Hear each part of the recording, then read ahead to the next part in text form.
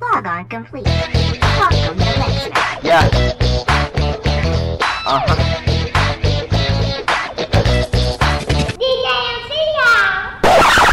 I bury all you boys like the Undertaker. Come at me and you gon' let me make you meet your maker. You can't see me like John Cena. I'm a genetic freak like Cena. My bad, Steiner, you want to stay underground like chili and minus me. I want big lights and pyrotechnics, soap opera flow. Young in the realness, I'm a stone cold killer. You can call me Sweet man, boy. I be bossing, plus I'm on the edge like the rated R superstar. I'm a young lion like Cena in the roar. Working hard, always having in my blood. Like my name was the Miz. I'm the best ever. I know it's all for y'all to beard. I'm the king of the mountain. What's going on, YouTubers? Your boy, Deluxe Man here with the WWE Over the Limit 2012 pay-per-view review. Before we get started, subscribe to me if you have not, like me on Facebook, follow me on Twitter, subscribe to my second channel for tributes and mashups, and go sub to the Four Horsemen, my wrestling group. The link to the channel is down below. And with that said, guys, let's get right into the show. So we start off things with an impromptu battle royal that was announced during the pre-show.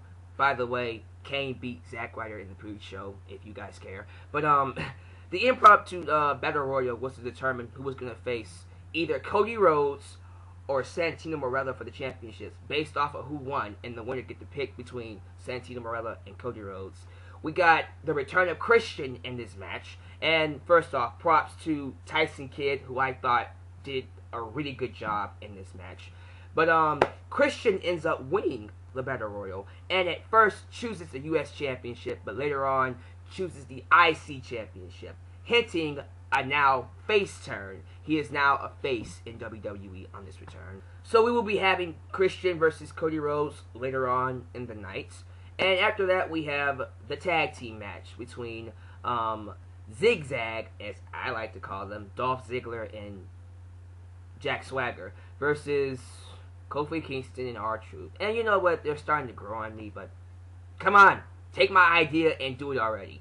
But the tag team match for the tag team championships, it was decent. I won't say it was bad, but there were a lot of rest holds. It took a while to really pick up, and honestly, it didn't pick up until Kofi Kingston got into the match. When he got into the match, then it took off. Kingston and R-Truth ended up retaining cleanly, and it was a decent match. It was an okay match to half of the tag team championships, I suppose, so that's that. Then we get the Divas Championship match, and I was really impressed with this match. Layla versus Beth Phoenix. Layla did a fantastic job selling her leg that Beth Phoenix was beating the hell out of in this match. So props to Layla for actually putting some psychology in the freaking match. It was really good. I thought the Divas match was perhaps, in my opinion, one of the best female matches this year. Had a lot of good spots. We had Layla counter, I think, one of Beth Phoenix's body presses into a DDT. That was nice. And had a lot of near falls and stuff like that. It was a pretty good Divas match. Definitely better than Diva matches we were used to seeing in WWE for a while. So, yes, Layla retains her championship, and then that's that. She then goes on to whoever she's going to face next. So, good job, Divas. Nice match. And then we move on to, I believe this is where we get the Fatal 4-Way. Am I right? I'm going to go with it. Right. Fatal 4-Way. So we have Sheamus, Randy Orton, Chris Jericho, and Alberto Del Rio come out to compete for the World Heavyweight Championship. And the match to me was a pretty good, solid match for the championship.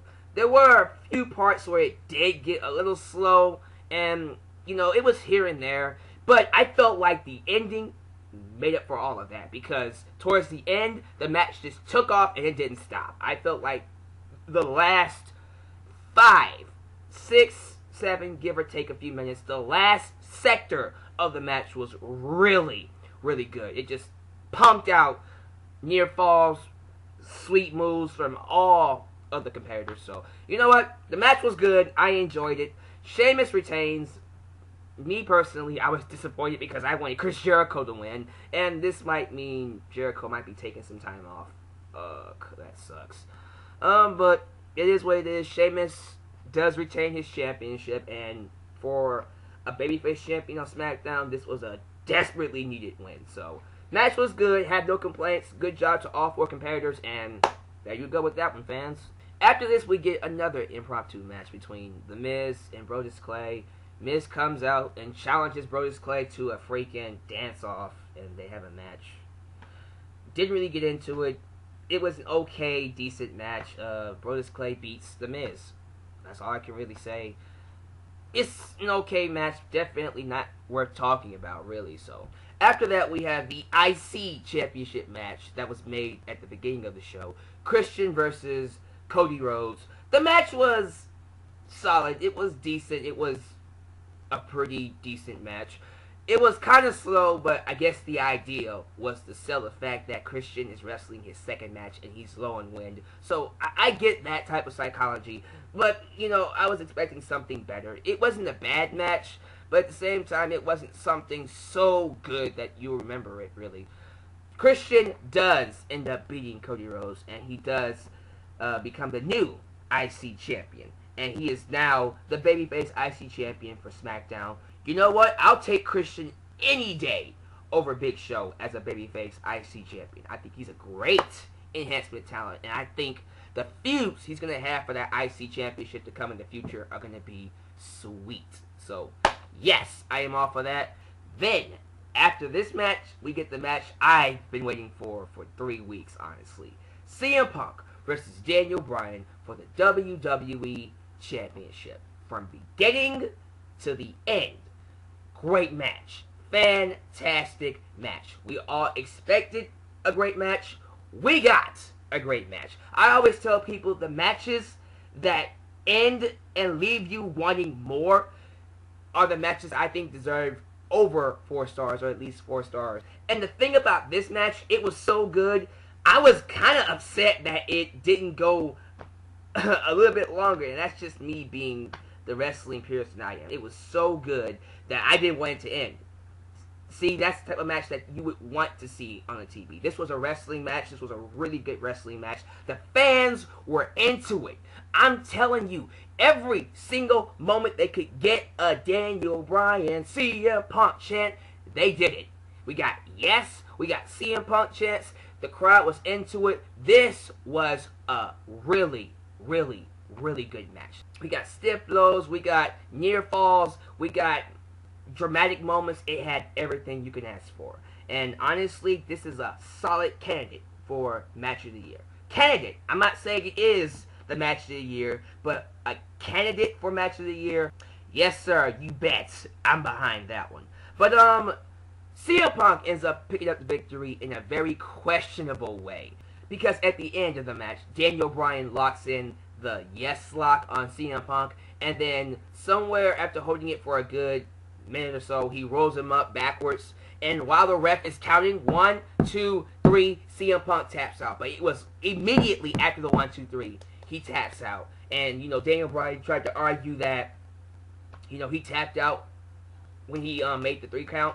But replay shows that it was, as soon as he made the 3 count, he tapped. So, legally, CM Punk did beat Daniel Bryan in this match. But the fact that he did make CM Punk tap out, to me, is going to lead into another match in the future. You know what? We're getting closer and closer and closer to getting that 1-hour Iron Man match that these two need, must, and destined to have. I seriously say that right now. After seeing this match and being left wanting more, I can't see why WWE won't give these guys a 1-hour main event. And you know something? That should be at SummerSlam. That match should happen at a SummerSlam. That should be their ultimate blow-off match at a SummerSlam or a WrestleMania, whatever. I would definitely pay to see that match on pay-per-view. After this match, we get a filler match between Camacho, who's Hunico's bodyguard, and he takes on Ryback. It was an entertaining, short, sweet squash match. It was good. Ryback tears up Camacho and Hunico, as a matter of fact. Pins him with the freaking muscle buster that he does and walks away. You know, I'm liking Ryback. I like what they're doing with him right now. I like to see where it leads, and hopefully it leads into something bigger than him just coming out and squashing people, because after a while that kind of wears itself off. Maybe Ryback can take this and do something with it and actually make it work. We'll see as time goes by. But I'm not going to put my entire stock in him just yet. I'm going to see where he goes with this. And as time goes by and he starts to prove himself with me, you might catch your boy, Deluxe Man, become a fan of Ryback. So, after all that, we get to the main event of the show. And, man, this was bad. John Laurinaitis versus John Cena. There has to be a winner, and if John Laurinaitis loses, he loses his job. Boy, when I tell you this match was bad, it was bad. When John Cena started dominating Laurinaitis, took him outside and stuff, put him over near the announcer's table, beat him up so badly that he had John Laurinaitis talking like he's Booker T and stuff like that. Then he poured water on him. He poured trash on him and stuff like that. It was long. It was dragged out. He even did a thing where he had a microphone and he told John Laurinaitis, I'm going to put you in the STF. If you last 10 seconds, I'll let go. He did that twice.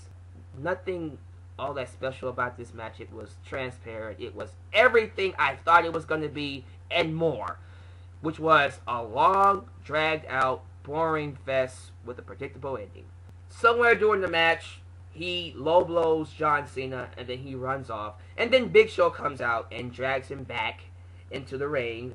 And then he pushes into John Cena, makes it look like he's going to let him FU him or attitude adjustment him. And then when he picks him up, Big Show takes his fist, knocks Cena out, and Laurinaitis pins him. And funny thing about this match, everything that happened, I saw coming. I saw everything coming that happened in this match. How it played out, the ending, and everything like that. Big Show turned on John Cena, letting John Laurinaitis win. He keeps his job. That's a good thing at least, but we're going to get John Cena versus Big Show now. Again. How many times is Cena going to pick up Big Show? And how many times is WWE going to play it out like, oh my God, he picked up the Big Show. How amazing. Oh God. Oh. Bad match. Definitely the worst match of 2012. I don't know about that one. It's definitely one of the worst matches of 2012. But a very bad match. The worst match of the night, definitely. And it was the main event. Personally, I would rather see CM Punk and Daniel Bryan go an hour and then let this have a good 5 minutes to just fast forward through all of that, and it would have been good. I don't care. That's how the show ended, guys.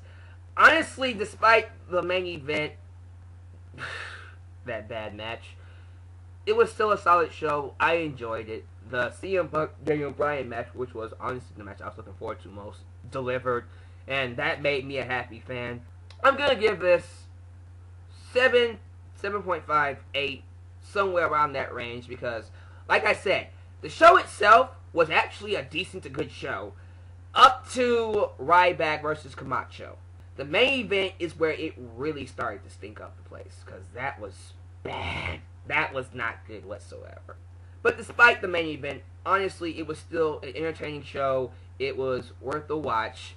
Buying it, I'm going to let my rating decide that, and I'll let you guys decide that too.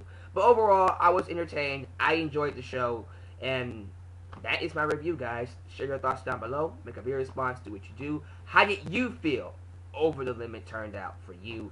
How did you enjoy this pay-per-view? What was your favorite match of the night? And how do you feel about the main event, honestly? I want to see what you guys feel about that. And with that said, I'll catch you guys in my next video. Got tons of videos coming for you. Be sure to check it out.